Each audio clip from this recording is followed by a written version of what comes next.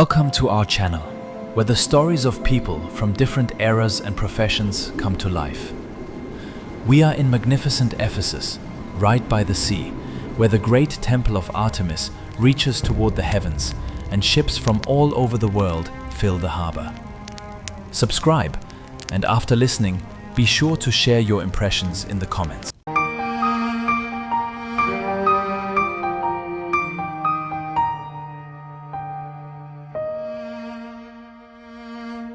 Some stories don't begin with grand events.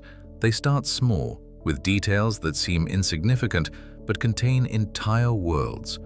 Tales of people who never chose to be heroes.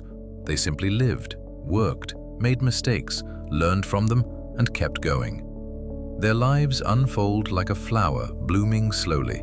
Each petal opens in its own time. Every layer hides new secrets, new pains, new joys. This is a story from a time when the world was a little different. The city woke slowly, reluctantly shaking off the night's soot from its narrow streets. New York in 1825 greeted a newborn without fanfare in a damp basement in 5 Points. Dampness seeped into the walls, rats scurried behind the boards, and another mouth needed feeding. The mother, a thin woman with hands reddened from laundry, pressed the bundle to her chest and whispered a prayer. The father, a day laborer with calluses the size of quarters, stood by the window, staring at the grey sky, calculating if his earnings would last the week. There was no room for sentimentality here. Children were born and died with the same indifferent rhythm as the tides of the East River. The stubborn ones survived, those who learned to cling to life as tightly as ivy to brick. The girl was one of them, quiet, with watchful eyes that already seemed too old for her round face. The first years passed in the cramped basement where 4 of them huddled on straw mattresses. Her older brother, a 5-year-old boy with perpetually scraped knees, already carried water from the pump and watched over his sister when their mother left to wash clothes for the gentry. Father came home late, reeking of sweat and cheap gin, tossed a few coins on the table and collapsed into sleep. Mother counted pennies by the light of a tallow candle, her lips moving silently. The arithmetic of poverty allowed no mistakes. The girl grew up in a world of sounds and smells. The rumble of carts over cobblestones, the cries of street vendors, the stench of garbage heaps and smoke from small factories. It all blended into a symphony she learned to distinguish before she could speak. She memorized voices, footsteps and tones, knowing when father returned sober and when it was better to hide behind mother's skirt. Observance became instinct, a way to anticipate danger in a world where any day could be the last. When she turned 7, fever struck. The city sweltered in the heat. Garbage piles emitted miasmas, and in the crowded quarters, disease spread like fire through dry brush. Mother fell ill in August, and by September, she was gone. The girl remembered the smell of vinegar used to wipe the sick woman's forehead, and the silence that fell over the basement once her breathing stopped. Father didn't cry. He simply sat on the edge of the mattress, staring at the wall. The brother, nearly a teenager, took his sister's hand and led her to a neighbor who agreed to watch them for a couple of pennies. Mother's death changed everything. Father drank more and worked less. Fewer coins appeared on the table, and hunger grew bolder. The brother began looking for work, hauling crates at the market, shining shoes outside taverns, sometimes stealing apples from carts. The girl learned to help too. She sold matches on the corner, standing for hours with the box in her hands, calling out monotonously, "Matches, matches, a penny a dozen." Passers-by rarely noticed her. The small figure in a patched dress blended with the dirty walls, becoming part of the cityscape. But she noticed them, gentlemen in top hats, pursing their lips in disgust as they passed beggars, ladies in crinolines holding up their skirts to avoid the filth, clerks hurrying to work with folders under their arms, faces tense with fear of being late. She learned to read the city the way other children learned to read books. Every gesture, every intonation meant something. In the evenings, when her brother brought home a crust of bread or a handful of potatoes, they shared the meal between the two of them. Father was rarely home. He was more often found in the tavern, drowning his grief in murky beer. The brother told his sister about the world beyond their neighborhood, the docks where ships from distant lands docked, and the areas uptown where houses stood tall like cathedrals and the streets were clean. The girl listened with wide eyes and dreamed of seeing it all one day. Superstitions were part of life. Neighbors whispered about soul-stealing thieves who hunted children in dark alleys. They said you shouldn't whistle indoors or you'd bring trouble, and that a black cat crossing your path from left to right meant misfortune. The girl believed it all, just as she believed the sun rose in the east. The world seemed full of invisible forces controlling people's fates, and it was best not to tempt them. When she turned 10, Father finally drank himself to death. He was fired from job after job until he stopped looking for work altogether. The brother, now 15, became the main breadwinner. He got a job as a loader at the docks. The work was hard and dangerous, but it paid better than odd jobs. Every evening he returned with a back bent from exhaustion and gave his sister almost all his earnings. She hid the coins in a crack behind a brick, dreaming of saving something for a rainy day. The girl continued selling matches, but expanded her trade. She collected rags from garbage heaps and sold them to the rag picker, picked up lost nails and pieces of rope, anything that could be traded for pennies. Her hands grew rough, dirt embedded under her nails that couldn't be washed out, but she didn't complain. Complaints were a luxury those fighting for survival couldn't afford. One winter, she saw a carriage knock down an old man at an intersection. The horses bolted onward while the old man lay on the cobblestones. A dark puddle spread from under his head. People gathered around. Someone shouted, "Call the constable!" The girl stood aside, clutching her matchbox, and watched as they carried the body away. That night, she couldn't sleep for a long time, replaying what she'd seen. Death was part of the city, ordinary like rain or fog, but that didn't make it any less terrifying. By her teens, she knew the streets of her neighborhood like the back of her hand. She knew where to shelter from rain, where the cheapest bread was sold, and where it was dangerous to appear after dark. She knew the faces of the regular inhabitants, beggars, pickpockets, prostitutes. Each occupied their place in this invisible hierarchy, and she understood hers was near the very bottom.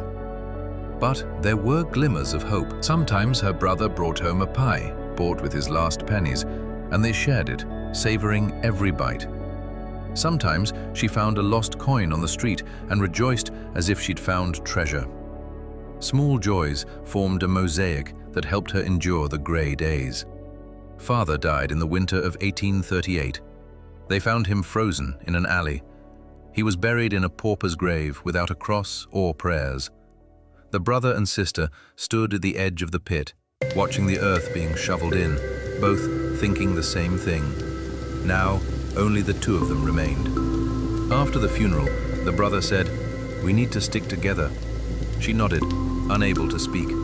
In her soul swirled relief that Father would no longer drink away their last money, and guilt for that relief. She didn't cry. Her tears had dried up back when Mother died. Life went on. The city didn't stop to mourn those who vanished into its depths. The girl learned to be invisible, like a shadow. She learned to slip past drunkards and thugs, to avoid the gazes of those who might do her harm. She learned to trust only her brother and no one else. One spring, she saw an old street sweeper with a broom clearing a crossing for the gentleman. He worked quickly and skillfully, and passers-by tossed him coins. The girl stopped to watch. A thought was born in her head. What if I try this trade? It seemed better than standing with a matchbox or rummaging through garbage. She shared the idea with her brother. He frowned, thought and said, "Try it, but be careful. There are rules there. You have to pay for the spot." She was ready to pay, ready to learn, ready to work until exhaustion, if only to escape this endless poverty, even by one step, even by an inch. Her dreams were modest, to have her own corner where she didn't have to share a mattress with strangers, to eat bread every day instead of every other day. Maybe someday to buy a new dress, not patched or remade from someone else's rags. These dreams seemed as distant as the stars in the sooty New York sky. But she clung to them, because without a dream, it was impossible to live. The city hummed around her, indifferent and merciless, but she was no longer the little girl born in a damp basement. She had become part of this city, learned its language and rhythm, and now she was ready to find her place in it. The intersection near Wall Street didn't become her territory right away. First, she had to give nearly all her savings to an old woman sweeper. The woman, her face lined like a map of years lived, named her price. $3 for the right to take the spot where clerks, brokers, and merchants crossed paths. The money disappeared quickly. In return, she got a broom, a few instructions, and a warning. Don't interfere with those above you, and don't trust those beside you. She was 13 when she first stood at that intersection with a broom in her hands. Morning fog spread over the cobblestones, turning passers-by into ghosts. She began sweeping, gathering horse manure, dirt, and trash to the edge of the roadway. Her movements were awkward, her back ached quickly, blisters covered her palms, but she didn't stop. The work demanded constancy. If she got distracted, the crossing would grow dirty again, and gentlemen would go around. The first weeks were spent learning the invisible trade. She had to sense when to sweep and when to stand aside, understand whom to bow to in hopes of a coin, and whom it was better not to bother. Clerks in worn coats rarely gave more than a few cents, but they were regular. Brokers in expensive overcoats might toss a whole dime if in a good mood, or pass by without noticing her existence. She learned to read people by their gait, by the expression on their faces, by how they held their canes or umbrellas. Someone in a hurry was unlikely to stop. Someone walking slowly, looking around, might notice the clean crossing and show gratitude. Women in crinolines were unpredictable. Some wrinkled their noses in disgust, others nodded gratefully and dropped a small coin into her outstretched hand. Her brother continued working at the docks, coming home exhausted in the evenings with hands covered in bruises and scrapes. They rented a corner in a house on the Lower East Side, a tiny room under the roof where you had to bend down to avoid hitting your head on the beam. But it was better than the basement in 5 Points. It was drier here, and a window looked out onto the street, letting in at least a little light. They counted money in pennies. She brought home cents earned during the day. Her brother brought dollars from unloading ships. Together, they barely made ends meet. Bread, potatoes, sometimes herring. That was the whole diet. Meat was a luxury they allowed themselves once a month on Sundays. She learned to stretch food, cook soup from scraps, bake flatbreads from the cheapest flour. The city opened up to her from a new side. The financial district was nothing like the slums where she had grown up. Here, the streets were wider, the buildings taller, and the air smelled not of garbage heaps, but of smoke from office chimneys and roasted chestnuts sold on corners. Real, serious money circulated here. Bankers entered and exited majestic, columned buildings. Brokers crowded at the exchange, discussing quotes and deals. She didn't understand their conversations, but she felt the tension hanging in the air. Gradually, she became part of this world, though she remained on its very edge. Her face became familiar to regular passers-by. Some remembered her and began to greet her with a nod. An elderly clerk with grey sideburns gave her a few cents every morning and wished her a good day. A young broker, always in a hurry, sometimes tossed a coin on the go without stopping. She remembered them all, filing faces and habits into an invisible card catalogue. But there were those who looked straight through her as if she were part of the pavement. Wealthy gentlemen in top hats passed by without deigning to glance. Ladies pursed their lips when she dared approach. She learned not to take offense. Offense was a feeling that brought no sense. One spring, she met Patsy, a pie seller who occupied the spot in the neighboring alley. Patsy was a bit older, about 20, with a round face and contagious laugh. She taught her the tricks of street trade, where to buy goods cheaper, how to haggle with the baker, how to recognize a counterfeit coin. They chatted during breaks between work, sharing news and gossip. Patsy seemed like a friend, her first real friend in many years. She trusted Patsy. She told her she was saving money and dreamed of renting a room without borders. She showed her the hiding place where she kept the dollars saved over months of hard work. Patsy nodded, sighed sympathetically, and said she dreamed of the same thing. And then, one morning, she came to her intersection and discovered the hiding place was empty. The money had vanished. Patsy had disappeared too. Her stand stood empty, and neighbors only shrugged. She searched for her for several days, asking traders, but no one knew anything or didn't want to talk. The loss hit harder than the theft itself. It was betrayal, bitter and humiliating. She blamed herself for her trustfulness, for believing in friendship where there was only profit. Her brother comforted her as best he could, but words didn't return what was stolen. She swore never to trust anyone again. People exploited weakness, and the only way to protect herself was not to show it. After that, she became tougher, learned to hide emotions behind a mask of indifference, worked silently, without entering into conversations with other vendors. She now hid money in several places, telling no one. The kindness she sometimes felt toward passers-by remained deep inside, under a layer of caution. Years passed. She grew older and more experienced. The intersection near Wall Street became more of a home to her than the room on the Lower East Side. Life flowed here. Mornings began with the first clerks hurrying to offices. The day filled with a stream of passers-by. Evening quieted down with the city. She knew this rhythm by heart and moved in time with it. She learned to save every cent, buying bread by weight and choosing the cheapest loaves, mending her own clothes by re-sewing old dresses so they would last another season. She patched shoes until the soles completely fell apart. She saved slowly but persistently. Every coin set aside in a new hiding place was a small victory.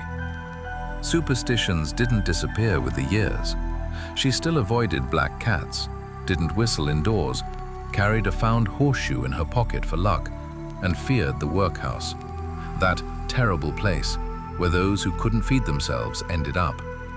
Stories about it circulated through the streets like cautionary tales. There people lost their names, became numbers, and worked to exhaustion for a bowl of thin gruel. She did everything to avoid that fate. Her brother met a girl, the daughter of a tailor from a neighboring quarter. He began coming home less often, spending evenings with her. She was glad for him, but felt loneliness more sharply than before. They still shared the room and pooled their earnings, but something had changed.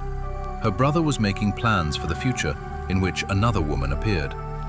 She understood that, sooner or later, she would be left alone. Her dreams changed too. Now she wanted not just to rent a room, but to save for something more substantial. Not for herself. She didn't believe she would marry. Who needed a street sweeper without beauty or education? But if her brother married, he would need money for housing and settling down. She wanted to help him by giving what she saved. It seemed right. One winter evening, as she was returning home, she saw a crowd near the exchange. Men were shouting and waving papers.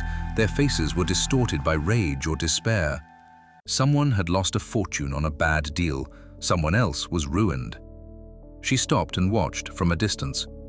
These people, so confident and important during the day, now looked lost and broken.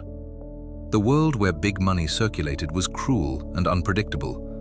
She understood then that her poverty was also a kind of protection. She had nothing to lose except a few dollars and hope. Her reputation gradually grew. Her crossing was one of the cleanest in the area. Regular clients knew that here you could always cross the street without soiling your boots.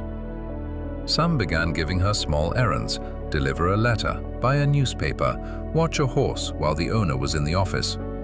They paid extra for this, and those pennies were also set aside. She learned to be invisible but indispensable. She didn't impose herself, but was always nearby when needed. This was a talent that couldn't be bought or learned. It came with experience, with understanding people and their needs. By the time she was 20, she knew the financial district better than many who had worked there for years. She knew at what time crowds gathered where, when it was best to sweep, when to rest. She knew where to buy hot tea for a few cents and where the cheapest pies were baked. She knew the faces of hundreds of people, their habits and roots. Her brother married when she was 23. The wedding was modest. A few friends, a mug of ale in the tavern. No ceremonies. She gave him all her savings, leaving almost nothing for herself. He tried to refuse, but she insisted. It was her money and she decided how to spend it. He hugged her, thanked her, and promised to return it. She knew he wouldn't, and that was fine. They rented a separate room, and she stayed in the old one. Now she paid for it alone, and it was hard. She had to work longer and save even more strictly, but she managed. Survival had become her second nature. The city continued to live its life, indifferent to her struggles. New York was changing. New buildings were going up, railroads were being laid, factories were opening, but for her, nothing changed. She still rose at dawn, went to her intersection, and swept until dark. Day after day, week after week, year after year. Sometimes she stopped, looked around and thought, is this all? Is this what life is? But then she took up the broom and continued working because there was no other way out, because stopping meant giving up, and she didn't know how to give up. At dawn, the streets of the financial district still drowned in fog. The faint ringing of bells, the distant creak of carts, and the rare footsteps of clerks hurrying to the exchange merged into a single rhythm. At the intersection near Wall Street, the sweeper was already at her post. The broom moved in a measured tempo, not too fast so as not to breathe heavily, but not too slow so as not to lose the attention of those passing by. The city, like a huge machine, was just gaining momentum. The shift began early. Newsboys, boys shouting, distributed fresh sheets. Another bank had failed. Panic among the traders. News became part of the landscape, like fog, soot, and the clatter of hooves. For her, it was all background that would ring in her ears all day. But her gaze caught a familiar figure. Mr. Harlan Corbett appeared right on schedule, as always. Of medium height, neatly dressed, dark coat, slightly dented top hat. He walked quickly, but without fuss. People said there weren't many honest brokers like him in the district, men who didn't profit from others' misfortune. She had been observing him for a year, not out of curiosity, but simply because he was part of her route, one of those who noticed her existence. Sometimes, passing by, he nodded neutrally. Other times, if the day was warm and his mood good, he would toss a coin. They said he was a widower. They said he had a nephew, a young man from the new wave of businessmen. All she knew about him personally was that he never deviated from his habits. Those who didn't change their route inspired trust. The nephew, Frederick Walton, now also often appeared in these parts. Young, well-groomed, he spoke loudly and dressed far too flashily, as if trying to prove to the world that he was rich. She learned his name from a newsboy who loved knowing everything. Frederick often spoke sharply, laughed alone, and walked with his chin raised. She noticed that Mr. Corbett and his nephew rarely walked together, though they supposedly worked in the same office. Day after day, the same thing repeated. The sweeper adjusted to the rhythm of the street. Morning was the time of officials and couriers. Midday brought the bustle of traders. Evening was easy to calculate by the steps of drunken brokers and late clerks. Sometimes she overheard their conversations, not out of curiosity. Her ear simply caught phrases that formed a mosaic of other people's stories. The spring of 1848 was anxious. People whispered about riots on the continent. Newspapers were full of news about revolutions, but in New York, everything went its own way, though the air was filled with hidden wariness. She felt it with her skin. Even her clients' coins slipped past more often. One day, Mr. Corbett stopped, lingered, and looked at her more attentively than usual. "It's gotten dirty at the crossing," he said quietly, as if to himself. She nodded without answering. It wasn't a reproach, just a statement. The next day he passed again, and a dime remained on the stones. The coins he left always seemed a little warmer than the others. Summer brought strange fatigue. In the evenings, returning home, she sat by the window under the roof, watching neighbors argue in the street. Her brother and his wife had moved to another house farther north. They visited rarely, busy with children and work. Her life was now measured and quiet. Sweep, count money, cook soup, sleep, sweep again. Everything repeated in an endless loop. But on this loop, a knot suddenly appeared, an event that would change the familiar circle. One evening, closer to the closing of offices, she noticed Mr. Corbett. Usually he left earlier, but that day he was delayed. He walked quickly, but somehow strangely, with unnatural alertness. Fear was on his face, and in his hands he clutched a bundle of papers pressed to his chest. She froze with her broom, following with her eyes as he crossed the street. Fog was already thickening, and the streets were emptying. Then, through the twilight, she noticed a second figure, his nephew, Frederick Walton. He followed behind, almost in the shadow of the buildings, deliberately choosing spots where the light from gas lamps didn't reach the pavement. The young man's movements were quick and purposeful. He never called out to his uncle, but kept his steps at a distance. The girl gripped the broom handle tighter. Her heart was pierced by anxiety. In such scenes, there seemed to be nothing special. Relatives could walk together without talking. But there was something hard and predatory in the way he walked. Mr. Corbett disappeared around the corner. The fog immediately closed the street behind him. Half a minute later, the nephew slipped after him. After that, silence fell over the intersection. Even the horses seemed to stop clattering their hooves. She stood motionless for a long time until the cold began to creep under her clothes. Then she took up the broom and continued sweeping, trying not to think. In the morning, the city buzzed with alarm. Newsboys shouted the news. The body of broker Mr. Harlan Corbett had been found. The death was declared a murder during an attempted robbery. The words cut the ear as if someone had opened an old wound. The newspaper article said that valuable watch and wallet were missing, and the deceased was found in an alley not far from the exchange. The author called it an unfortunate accident, an ordinary misfortune of a big city. She knew it was no accident. She had seen how Frederick followed him. She knew it wasn't a robbery. Robbers didn't choose people they knew. And within her, a knowledge was born that became a heavy burden. She couldn't tell anyone. Who would believe a street sweeper, a woman without education or connections? To remain silent meant to live with it in her head. In the evening, after the news, she didn't go to work. She sat by the window, listening to the tenants arguing behind the wall. Some said the killer must be from street gangs, others that brokers often committed suicide when business went badly. Only she remained silent. The smell of New York dirt still lingered under her nails, but now it seemed to her that it had soaked in together with the secret.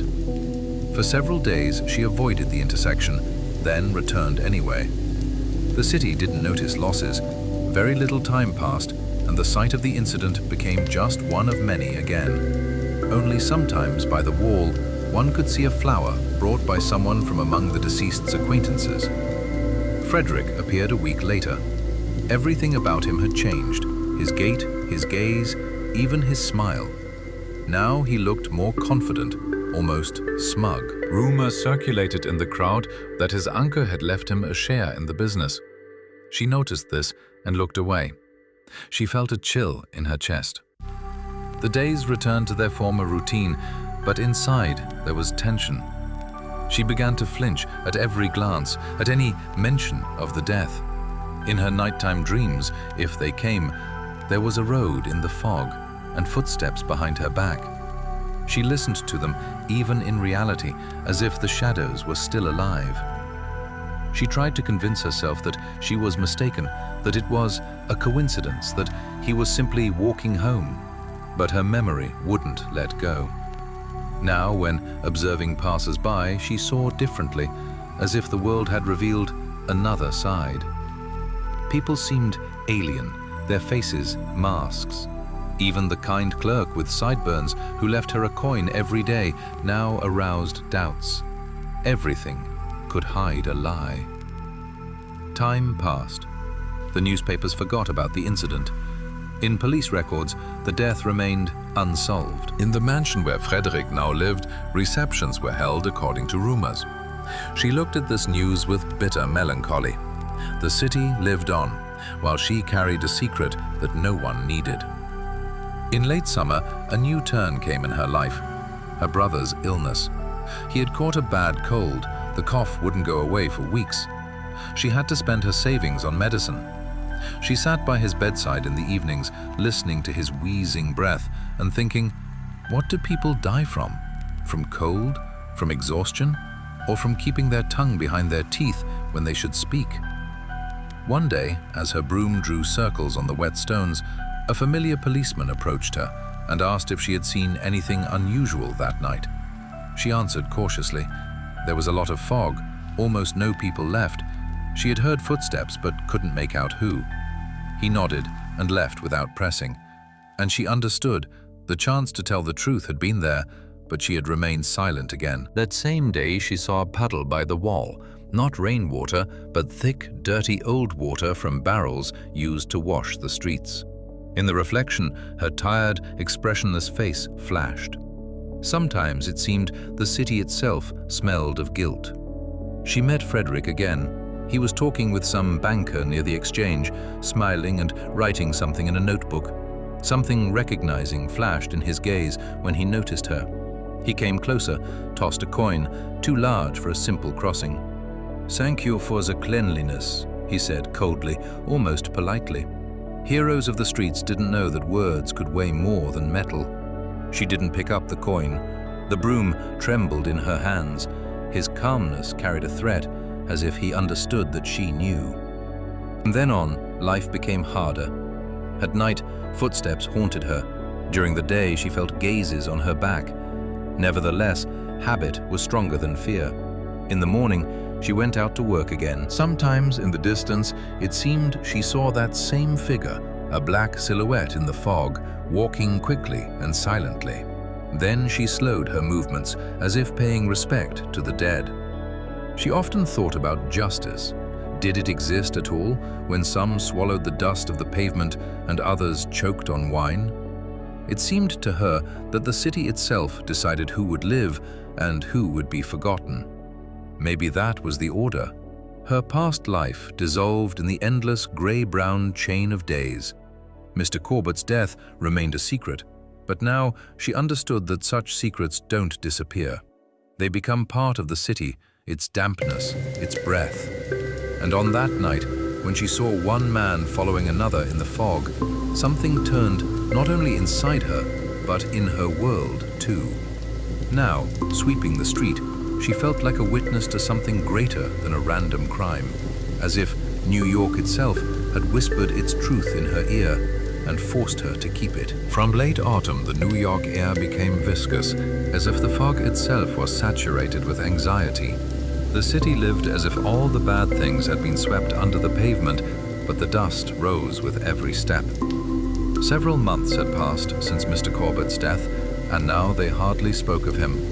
Only rare old men mentioned him. There were times when he could help a poor man with a kind word, but in the business part of the city, memory was short.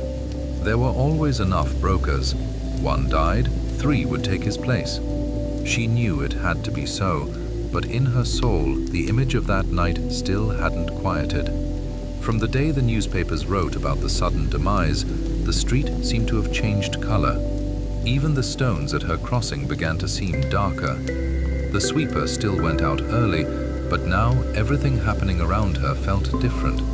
Every glance, every shadow reminded her that evil could hide behind outward calm. She didn't tell anyone what she had seen, not out of fear of punishment, but from despair. Who would listen to a woman living under the roof of a cheap lodging house, washing cobblestones and wearing an old woolen shawl? Frederick appeared rarely now. He had carriages, assistants, those same people who a year ago had humbly removed their hats before his uncle. Newspapers called him the new face of New York commerce. He seemed to have become a conductor of time that passed her by. When she saw his footman descending the office steps with a tall cane, her heart sank into her heels. There was a feeling they were connected by an invisible thread stretched to the limit. The moment one remembered, it would snap. She was afraid he knew about her silent testimony and was simply waiting for the right time to remind her of himself. At home, her brother waited. Work at the docks was crippling his body. His hands trembled from the cold. A cough had settled in his chest. They hardly talked. He didn't want to hear her worries, and she didn't want to recall the past aloud. Sometimes, in the evenings, he would ask why she still went to that same intersection. She could find lighter work, perhaps as a laundress or in a kitchen. She shook her head.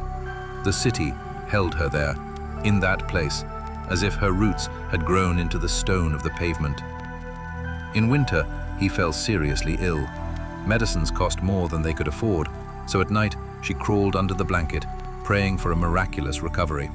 She listened to her brother's cough, heavy like the crackle of wet wood. When it seemed he had fallen asleep, she went out into the yard and washed the stair railing with water from the barrel, as if it could cleanse her of the feeling of powerlessness. One morning, wrapped in a shawl, she was walking to the intersection when a carriage with a coat of arms drove past. For a moment, the curtain lifted, and through the glass, her eyes met Frederick's. Confident, almost carefree, with a slight smirk. At that moment, she understood that she was afraid not of him, but of herself, of her memory. The city cultivated in people the habit of forgetting, but she could not forget. Snow fell unexpectedly, lying on roofs and pavement like salvation. In the whiteness of the streets, something thawed in her heart, but not for long. One day, at the end of December, a policeman approached her, the same one who had questioned her before, and asked if it had become safer, if she had seen any new, strange figures near the financial district. She shook her head negatively. He looked at her for a long time, attentively, and seemed to understand that behind the silence lay not fear, but guilt. Then he bowed, wished health to her brother, and left. Fear had by then become a familiar neighbor. It seemed to her that people around looked longer than before, that women at the market whispered when she passed. Someone, perhaps, thought she knew more than she said. On such days, she went to work earlier than usual, losing her last strength in the movement of the broom. If only not to think, if only not to hear the inner voice demanding she tell what happened that evening. Her brother once asked her to speak out. When the cough eased a little, he quietly asked why she had become so wary. Her fingers, clutching a cup of hot tea, trembled. She wanted to tell him everything, but her tongue wouldn't obey. She only whispered that the world was unrighteous, and some secret things were better not brought out into the cold air. He frowned, but didn't press further. And when 2 weeks later he went back to work and returned home that evening with a beaten face, she understood. It's too late. He had been beaten. He said he had quarreled with a man at the docks. The man had hinted that her brother was blackmailing someone and asking for money. She didn't believe it. Her brother's face was not so much beaten as frightened. Later she learned that he had tried to talk to a clerk from Frederick's office. He wanted to find out if the nephew had really received all of his uncle's inheritance. Perhaps he hoped the truth would help ease his sister's soul. But the interference had cost dearly. After that night, her brother lay down for a long time. He said it was just bad luck, and that he didn't want to drag her into trouble. She guessed who had sent the beating. Now, fear had turned into a stone that lay constantly on her chest. Her trust in her brother had turned into misfortune, and this became yet another burden. In spring, when the snow had melted, she stood again at her intersection. At first, slowly, bent under the weight of the broom, then with her former rhythm. Around her the city roared, and it seemed to her that it knew her secret, only it remained silent like she did. In a way, they were alike. Both carried dirt on themselves while pretending everything was clean. Sometimes, while sweeping, she caught herself thinking, if Mr. Corbett had remained alive, would he have noticed someone like her? Maybe he would have said a couple of words, that her work was useful. These were not dreams, but rather an attempt to remember that human warmth was possible in a world of fog and cynical glances. One early morning, in the greyest time of day, she noticed an elderly man by the wall opposite. He wore the uniform of a watchman or former constable. He stood, motionless, watching her sweep. Then he approached, removed his hat, and introduced himself as George Hayes. He said he had once served in the police and participated in cases where everything didn't add up as the newspapers wrote. He pronounced these words without pressure, but in his voice there was more than curiosity. He asked if anything strange had seemed to her on the night of the broker's death. She first looked aside, then into his eyes, tired but honest, sighed silently, and shook her head. But when he was already about to leave, she quietly added, "The fog was strange." He understood, smiled barely noticeably, and left. After that, she stood for a long time, watching his figure disappear in the grey haze. In the following days, Hayes appeared more and more often. He didn't pester with questions, simply stopped at the intersection, talked about the weather, new taxes on bread, about boys stealing coal, as if he wanted her to get used to him. Over time, she really began to feel relief from his presence. This man didn't judge, he simply listened, and perhaps for the first time since childhood, she felt the desire to speak. When her brother recovered enough to walk without support, she told him about Hayes. He treated it warily, saying that former lawmen could be cunning and might draw out the truth to please their superiors. She listened, remained silent, but inside she already knew. If anyone could change anything, it would be the one who approached the matter not out of duty, but from a desire to understand. One evening, they met again. In his hands was an old notebook, its pages yellowed from dampness. He said that Mr. Corbett's case was still open, and that some details wouldn't leave him in peace. At the crime scene, they had found the imprint of a custom-made cane. The owner claimed he had seen a similar one with a young gentleman from the exchange. Hayes spoke calmly, as if describing not a tragedy, but a weather phenomenon. But her fingers trembled when he pronounced the name Walton. He didn't ask directly, and that was perhaps the hardest part. The understanding that he had guessed gave both fear and relief at the same time. She said only, "I'm afraid to speak, not for myself, but for those nearby." He nodded as if it were the most reasonable answer and added, "Fear is also evidence, only not written in the protocol." After that, she began to linger longer at the intersection, as if waiting for his appearance. Sometimes she brought him a mug of cheap tea from the shop opposite. He could listen without interrupting. One day, she really told him, "Not everything, but the main thing. That evening I saw two men. One walked ahead, the other behind, and between them there were fewer steps than the distance between truth and lies. Hayes wasn't surprised. He only clarified whether she had seen a weapon or heard a cry. She shook her head and said there had only been fog and the sound of heels, and then silence. He wrote something in the notebook, closed it, and said, "You've done more than you think," and he left. After this meeting, she felt a little lighter, but along with relief came the understanding that the path ahead would be harder. Any truth has a price, and sometimes that price requires paying with all past peace. Her brother became even more anxious. He feared for his sister, for the fact that her words could lead to those stronger than any laws. She didn't tell him that she had already made her choice. Silence always ends if there is too much pain inside. With the arrival of spring, Hayes began to walk more often toward the exchange. He talked with clerks, questioned street vendors about what they had seen. The sweeper knew that the thread of events, cut long ago, was beginning to connect again.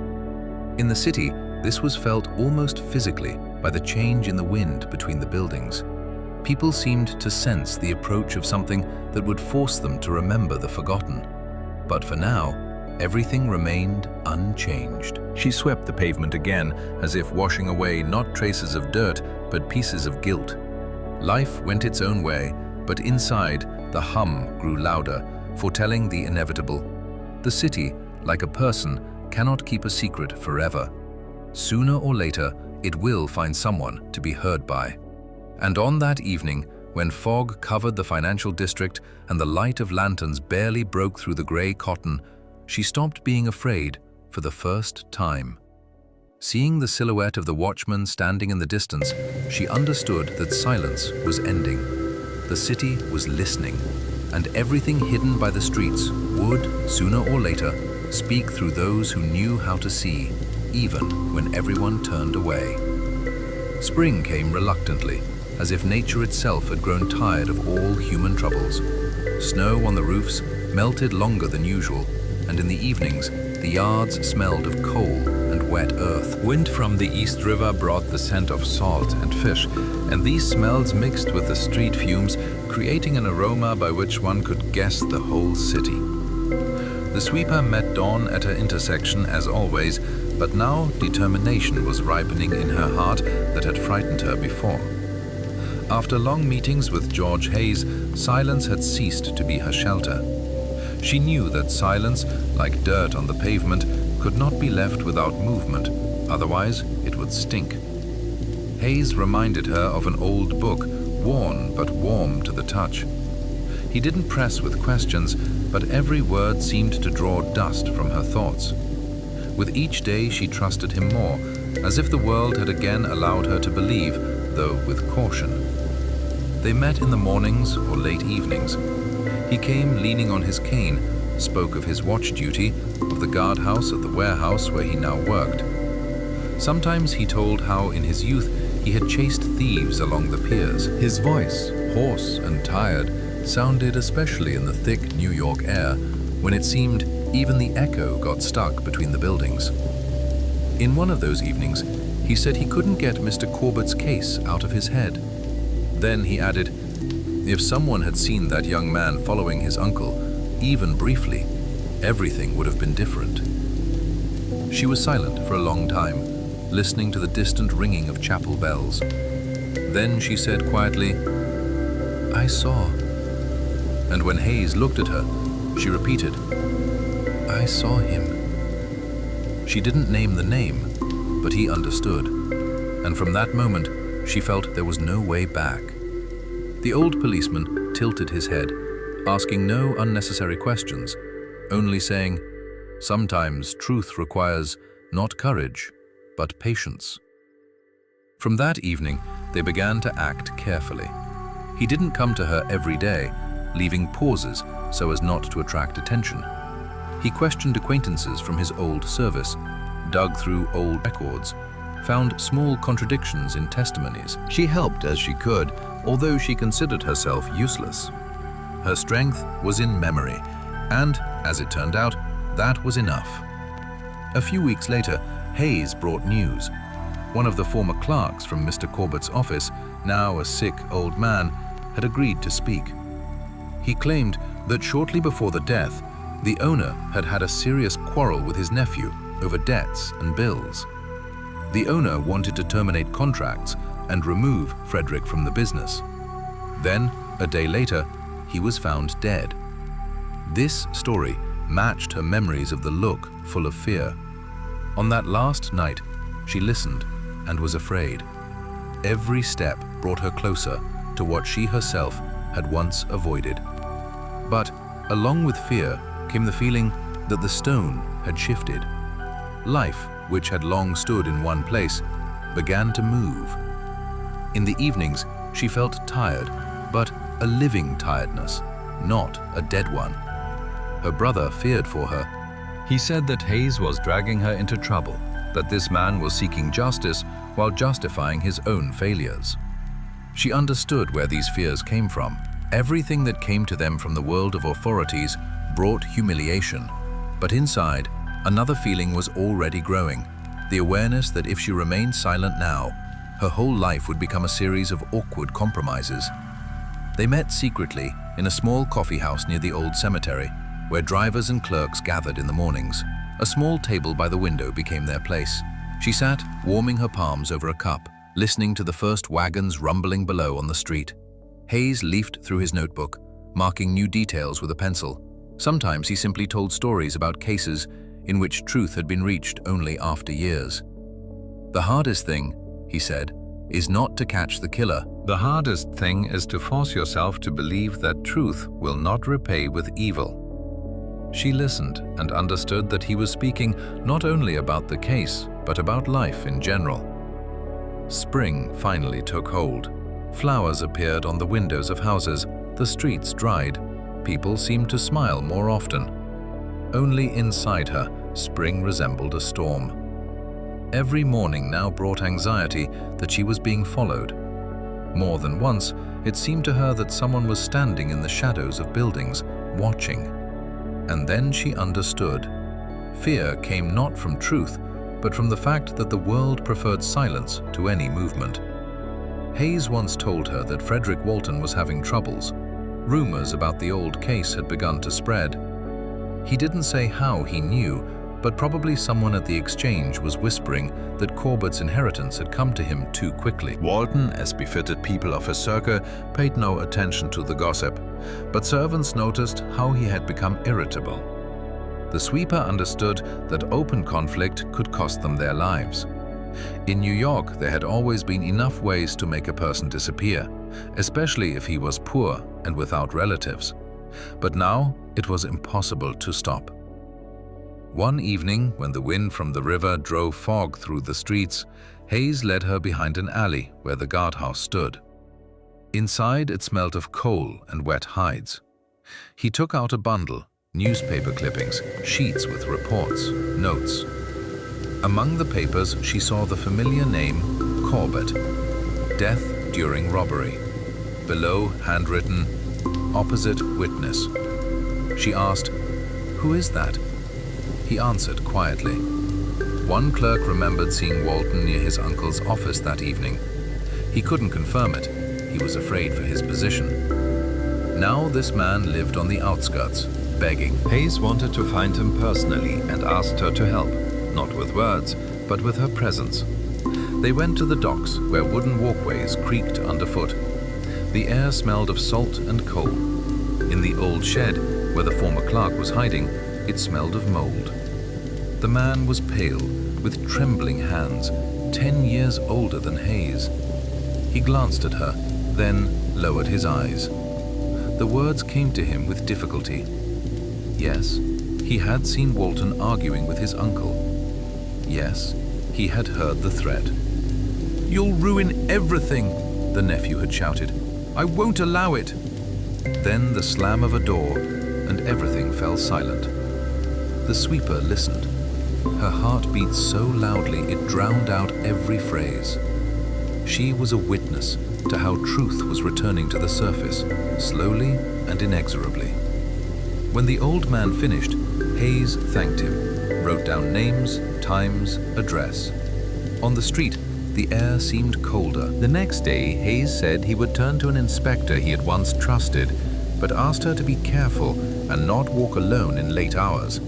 She laughed. Who would attack a woman with a broom? But the laugh sounded strained.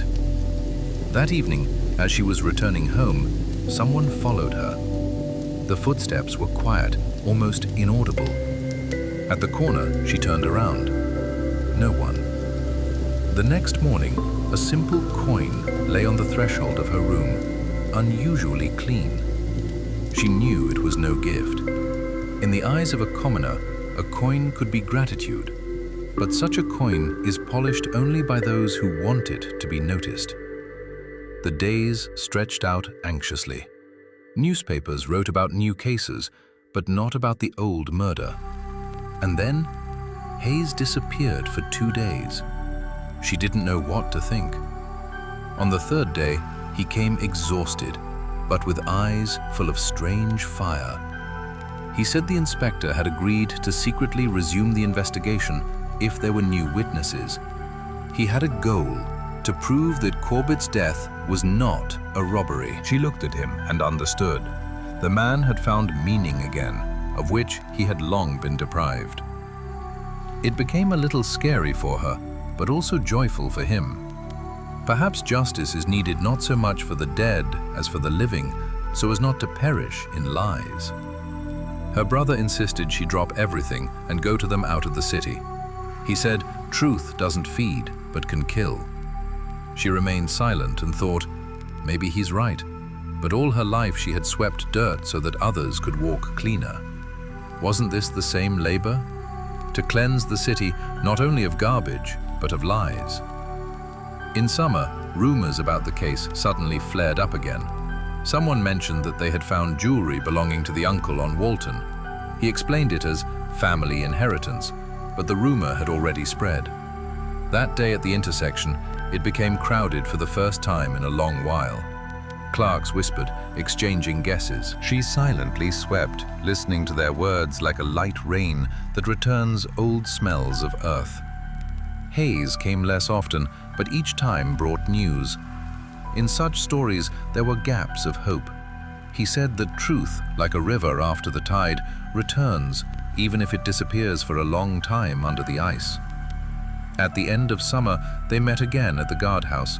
He said, "A little more, and we will prove that he was murdered." There was no joy in his voice, only fatigue. She looked at him and understood.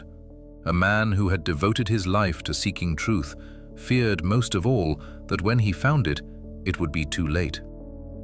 She walked home through empty streets. Lanterns burned dimly. The night was moonless. The city slept, but it seemed to her that it was listening to every step. She stopped on a small bridge, looked at the murky water in which the windows of upper floors were reflected.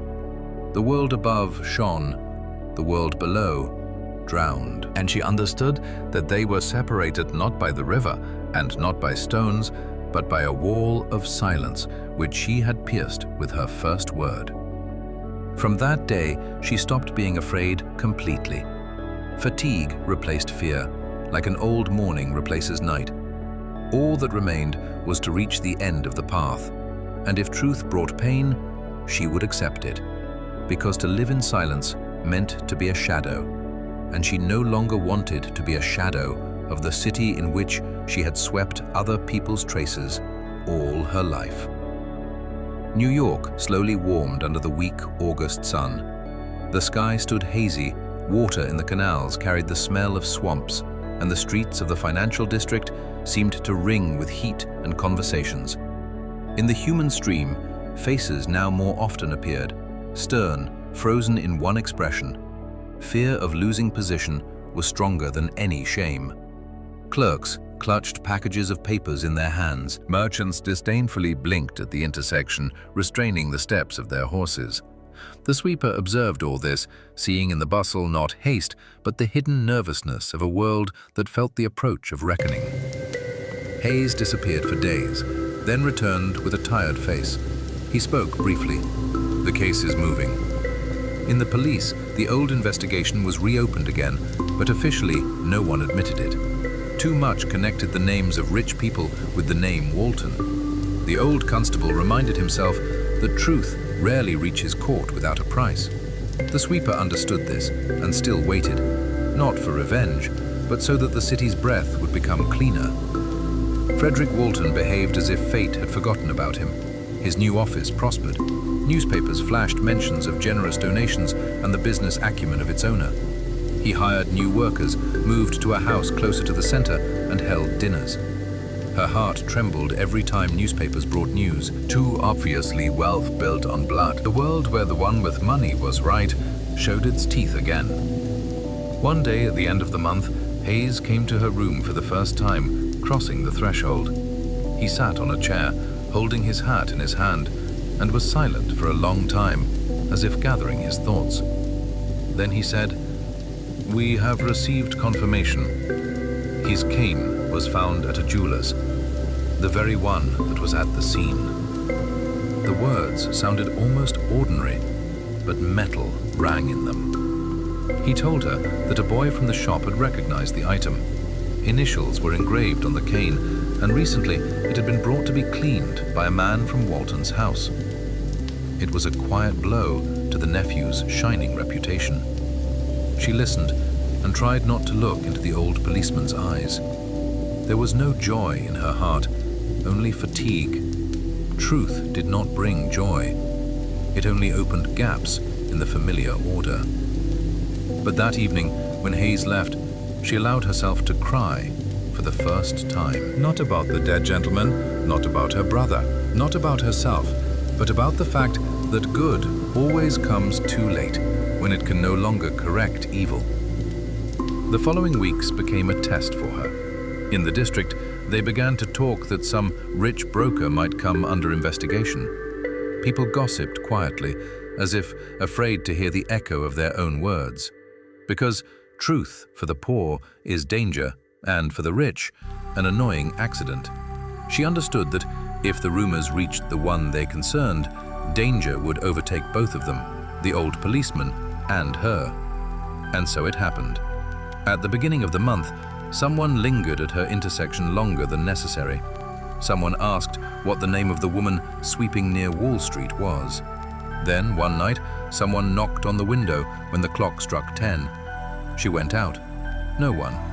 Only on the windowsill lay a piece of coal and a scrap of paper on which was written, "Be silent." Hayes said he had expected something like this. The modern city does not like those who remember the past. He suggested she leave, at least for a while. But where could a street sweeper go? Wherever she ended up, dirt would still be under her feet. She only asked him not to visit her for a week until things cleared up. From then on, the street became a reminder that courage is not loud. Her brother fell ill again, this time seriously. After the beating a year ago, his legs had never fully recovered. Now he lay coughing, and every breath responded with a wheeze. She cared for him, boiled medicinal herbs, bought milk when she could.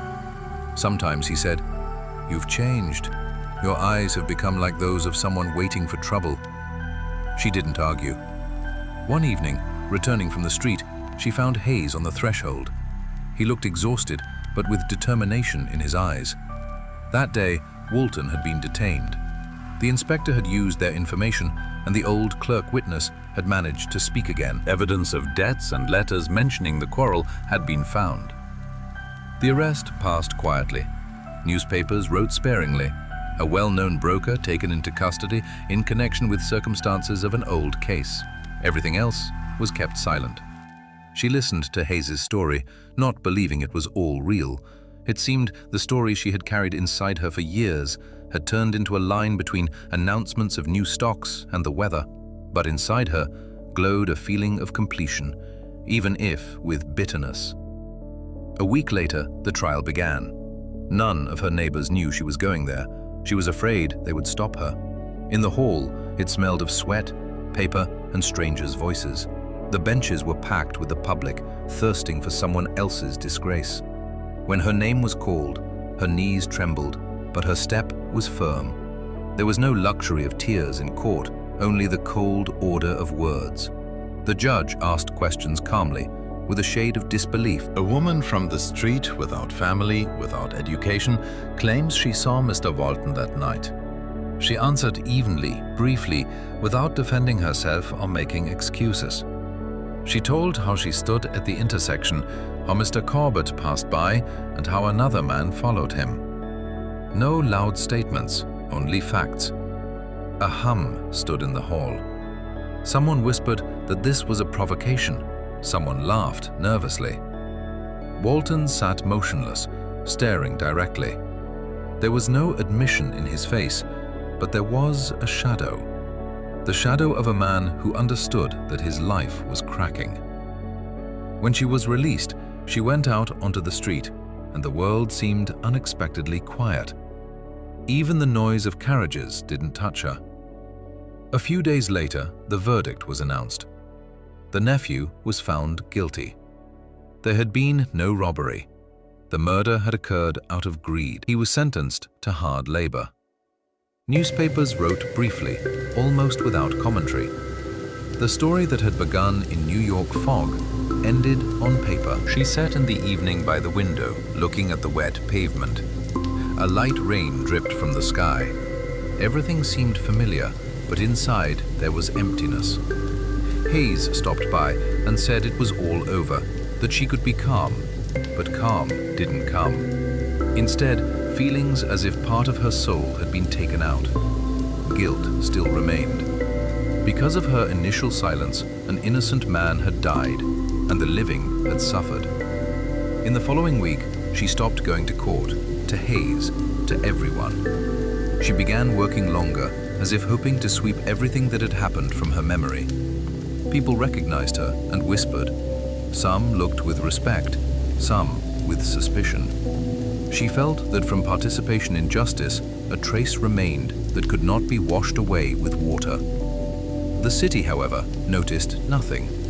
The exchange lived its own hum. Shops traded, clerks scurried between buildings. Newspapers were already writing about a new fire at warehouses. New York, like a living being, swallowed the story and left not even bones. Hayes visited her rarely, sometimes bringing fresh bread, sometimes tea. He was aging before her eyes, but satisfaction sounded in his voice. He said once, "You proved that even those who stand at the bottom are allowed to raise their heads if the reason is worth it." She answered, "And then lower it again, because it's hard to hold." He smiled without arguing.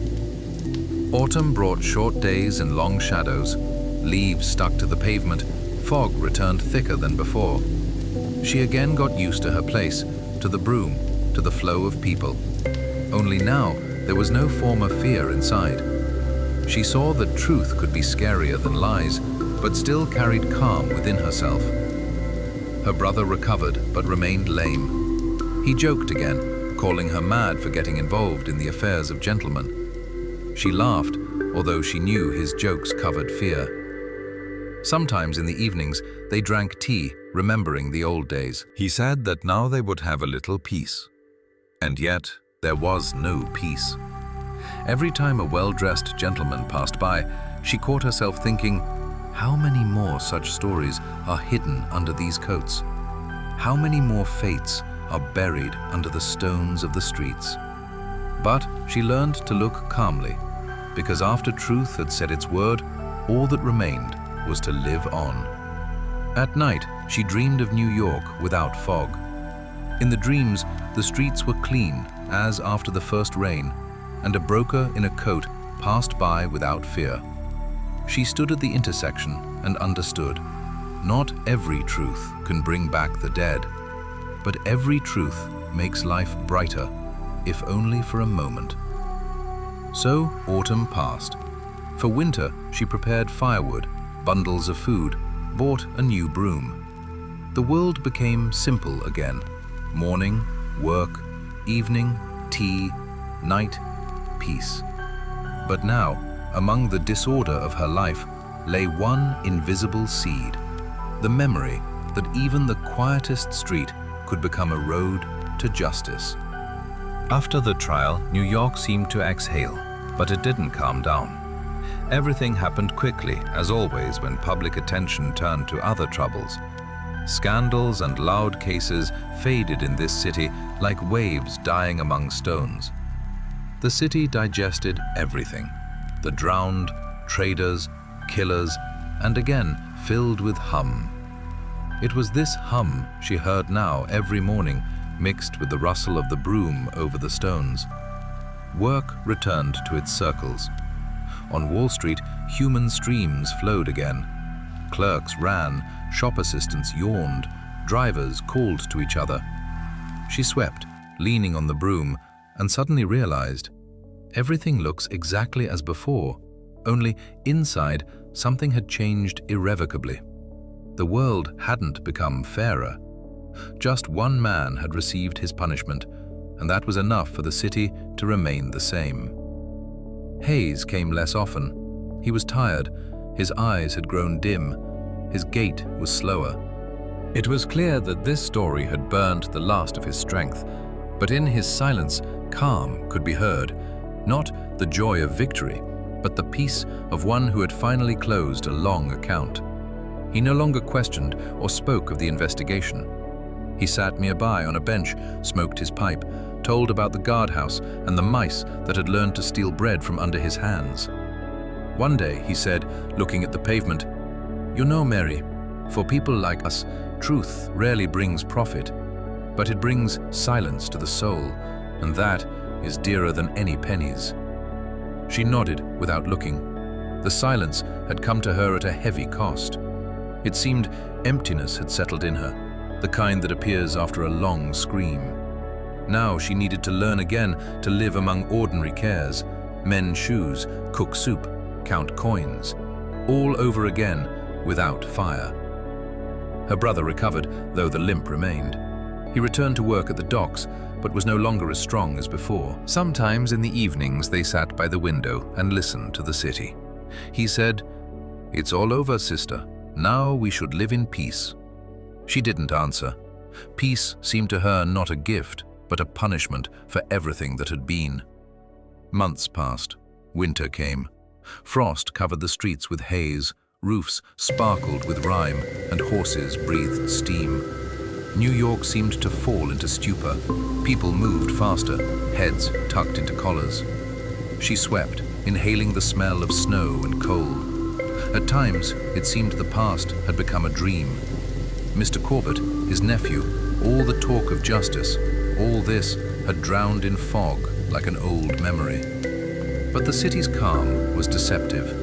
In autumn came the rumor that convicts sent for murder were dying one after another. Walton's name surfaced between the lines, spoken in a whisper. She heard these conversations without interfering. Sometimes bitterness overwhelmed her because he was young. His mind could have counted numbers, written deals, married, if not for pride. And yet there was no regret. Everyone had received their lot, and the world had again stood in its places. Hayes caught a cold in December. The day was wet, drizzle didn't stop for days. She brought him tea, but the old man only waved it away, smiling with tired lips. "I've seen too much," he said, and slept little. "Never mind, Mary. It's time for an old constable to go into the shadows. Let others sweep the streets now. I've done my part." A week later, he died without noise, without long speeches. A few night watchmen, a boy from the shop, she and her brother came to the funeral. A pastor read the service, indifferent to the fate of those who left without a penny. After the cemetery, she stood for a long time by the grave. Hayes had been the only one who had heard her to the end. Now everything they had done had become her secret again. But a different secret, not one that pressed, but one that warmed from within. After his death, New York seemed alien. The city she had known all her life suddenly became deafeningly loud. People shouted, wheels thundered, the ringing of bells cut the ears. She felt like a particle of stone on the pavement. Her business was finished, but life demanded continuation. Her brother offered her work at the docks, to clean workshops and sweep warehouses. She agreed. The workers treated her with respect. They knew her story. Someone remembered the newspapers. Someone only whispered that she had helped put away a murderer. Through such people, rumors live longer than facts. But no one dared to mock. Her silent determination had become known, and they respected her reservedly, as one respects a candle in the darkness. Work at the docks differed from street work. There was the smell of salt, wet wood, and sweat. She swept the decks, washed buckets, wiped cans of oil, sometimes looked at the East River. Lights reflected in the water, and it seemed the city was burning from below.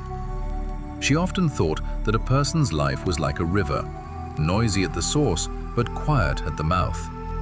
With each day, fatigue became denser.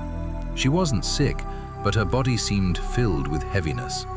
Sometimes she stood over a bucket, listening to water dripping, and thought that this was the sound of the world, measured, indifferent. In March, she decided to return to Wall Street, where her long story had begun. The intersection met her without changes. Only the shops had been updated. Young sweepers had already taken neighboring corners. One boy, little Elias, asked permission to take her place for a while. She smiled and said the place belonged to no one, like the street itself. He thanked her and began working nearby. Looking at him, she remembered herself as a child, the one who had stood with matches by the wall. Now it seemed a miracle that she had survived then. Sometimes women from neighboring houses approached the intersection, treated her with leftover bread, and asked about life. She answered calmly, without self-pity. People always needed to hear stories about those stronger than themselves. Perhaps this was the secret purpose of a witness, not only to see evil, but to instill in others the confidence that one can live even after the darkest nights. In the quiet of a spring evening, as Mary swept the familiar stones one last time, a well-dressed stranger approached. He handed her a sealed letter. Inside, in elegant handwriting, were the words, "You won the battle, but lost the war. Your brother didn't die from illness. He took his own life last week. Couldn't live with the knowledge that his meddling, inspired by your truth, destroyed our family name. Justice? There is none. Only consequences." The signature was Frederick Walton's, released on a technicality after powerful friends intervened. The city had already moved on. Mary stood motionless as the broom slipped from her hands. The street remained clean, but inside her, everything finally went dark. She had swept away one lie, only to uncover a deeper one. Her own actions had killed the last person she loved. That night, in her small room, Mary Ellis closed her eyes for the final time, not in peaceful sleep, but in the crushing silence of irreversible regret. The city never noticed.